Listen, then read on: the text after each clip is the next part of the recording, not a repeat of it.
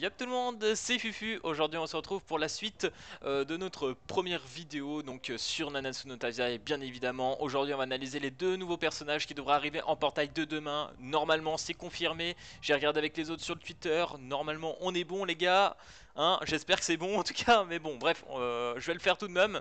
Donc Galan et Arthur qui arrivent dès demain en portail. Donc Galan, vraiment, je le trouve vraiment incroyable. Voilà, je vous le dis, j'adore le charisme de ce personnage. Voilà, je suis hype par ce personnage. Tout le monde ne l'est pas forcément, mais personnellement, je l'adore. Je trouve qu'il va quand même changer quelque chose par rapport à la méta, sûrement au PVP. Bon, pas tout forcément. Il y aura des trucs qui vont rester tout de même. Bon, après le, voilà. Bon, vu qu'apparemment il serait vert, c'est vrai que comparé au Elbram, ça va être chaud. Mais enfin bref, il pourra quand même faire bien chier un certain nombre de personnages, et c'est vraiment son cas. Donc du coup je vous propose que l'on regarde tout ça. Donc Galan à la compétence 1, il va infliger 450% de dégâts, mais attention, plus 30% par buff sur Galan. C'est-à-dire que là, si on a des nouveaux personnages, bah, par exemple le Perfect Cube de la Merlin, vous le mettez sur le Galan, il va mettre 30% supplémentaire sur les 450 et c'est vraiment ouf, sachant que là il n'y a pas de limite, c'est vraiment plus il a de buff, plus il va avoir des pourcentages, et je me dis vraiment à l'avenir on aura beaucoup de personnages qui pourront buff des alliés ou des choses dans le genre. On va pouvoir cumuler ça et ça va être vraiment incroyable. Et honnêtement déjà 450% sur le personnage, 450 c'est vraiment correct, c'est la moyenne je trouve en termes de dégâts sur les compétences 1, donc vraiment très content. Et ce 30% vraiment il s'ajoute que je trouve très fort. Ensuite la compétence 2, 170% de dégâts infligés à tous les ennemis. Et l'ennemi subit 80% de dégâts lors du tour, lors de fin de chaque tour. Je sais pas combien de temps ça dure exactement, je sais pas si c'est 2 tours, voilà 2 tours. Donc pendant 2 tours il va subir 80% de dégâts. Après vous allez me dire, ouais 170% c'est pas énorme. Après je suis d'accord avec vous, ça va dépendre aussi je pense de ses statistiques de base. S'il a un gros taux déjà d'attaque ça va être assez intéressant. Je suis d'accord avec vous que 170 ça va pas être vraiment la carte la plus pétée, hein, ça va pas infliger énormément.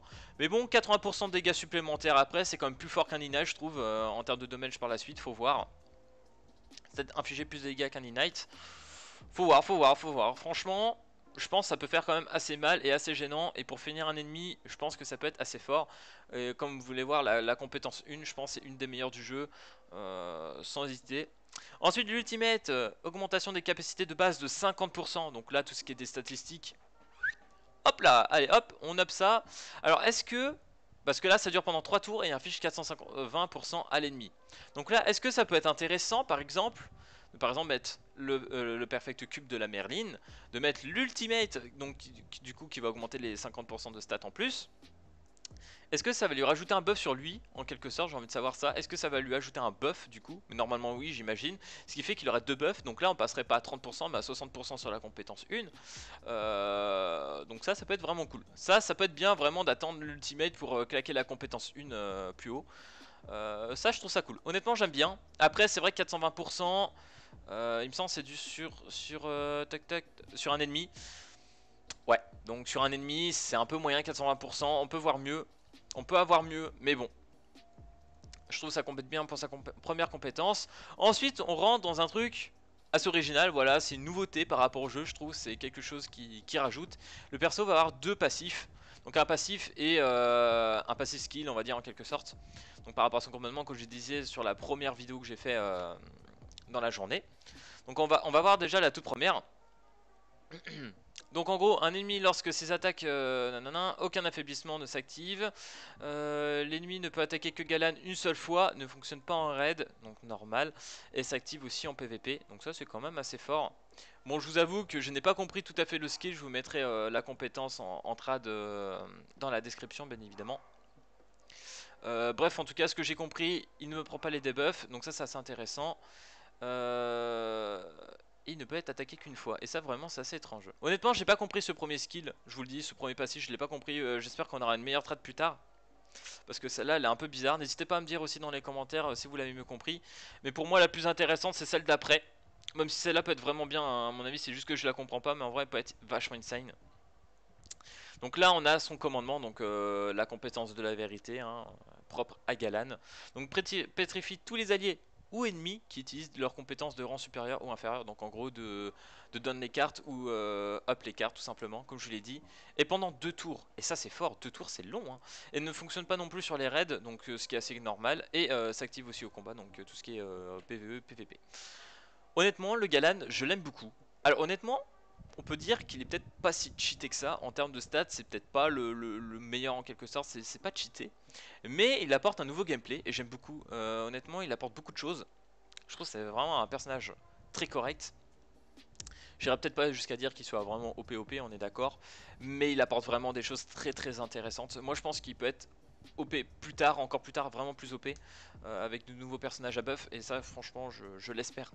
Mais vraiment son deuxième passif incroyable. Franchement le double passif il le rend vraiment très intéressant. Avec le premier du coup que je comprends pas.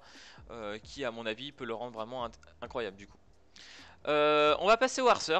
Donc Arcer qui me hype beaucoup moins, ça va se voir déjà sur ses compétences, donc on va regarder ça.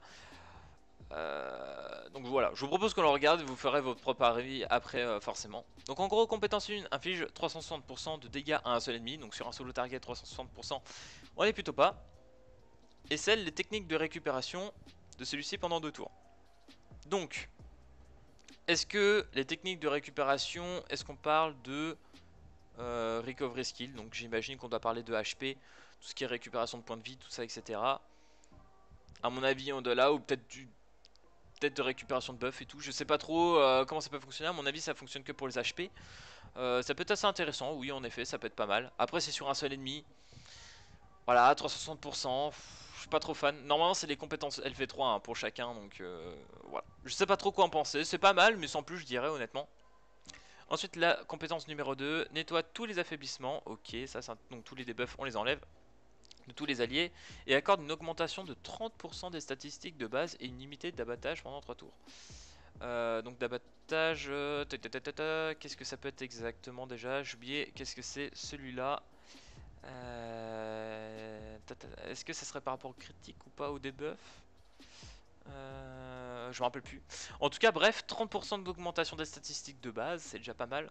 En vrai, j'ai l'impression qu'il se complète quand même pas mal avec le Galan au final, parce que ça lui fait un second buff, hein, honnêtement. Donc là, la deuxième compétence est clairement un buff. Hein. Donc je pense que ce Arcer sera plus un utilitaire qu'autre chose. Donc la compétence 2 très intéressante, hein, vraiment pour s'aider dans la team. Ensuite l'ultimate, 560% de dégâts à l'ennemi et double les taux de critique. Honnêtement c'est son ultimate qui le rend très fort, hein. Moi je vous le dis, son ultimate 160% c'est vraiment correct, très bon. Et le double de taux de critique, c'est fort. S'il a un bon taux de critique en vrai ça peut être très intéressant et limite il pourrait one shot sur un ultimate. Ça peut être très drôle. Ensuite son passif, qui est très fort aussi, tous les alliés gagnent 15% de statistiques liées aux HP, à la HP. Donc en gros les HP augmentés de 15%. Bon, tous les alliés humains, on est d'accord, donc en gros ça passe pas pour Galan. Donc pour tout ce qui est des humains, 15%, c'est déjà pas mal, c'est pas peut-être le plus incroyable qu'on a en stat, mais honnêtement 15% ça commence à être correct. Donc voilà les gars, c'est à peu près tout pour nos deux personnages. Comme je vous l'ai dit, voilà, up sur le Galan, clairement je suis très chaud sur le Galan. Même s'il y a un skill comme j'ai dit que je n'ai pas compris, franchement j'aimerais bien que vous me le complétez si possible dans les commentaires. J'aimerais vraiment bien savoir son premier passif, j'aimerais vraiment le comprendre mieux. Mais honnêtement très fort, hein. Honnêtement très fort, nouvelle mécanique je trouve très intéressante, il va changer le PVP pour certaines choses c'est sûr qu'il va y avoir du mouvement en PVP avec lui. Pas tout mais il y aura du bon mouvement. Le Arcer personnellement pas plus hype que ça, je pense c'est un bon utilitaire après. Il faut voir ce que ça donne in-game ou tout ça, peut-être que je me trompe ou pas, d'autres le diront sûrement. Mais à mon avis ça sera plus un utilitaire notre ami. Après c'est vrai que son deuxième skill de 30% de up de stats c'est pas mal. Après c'est LV3 donc faut voir ce que ça donne aussi sur la première et la deuxième.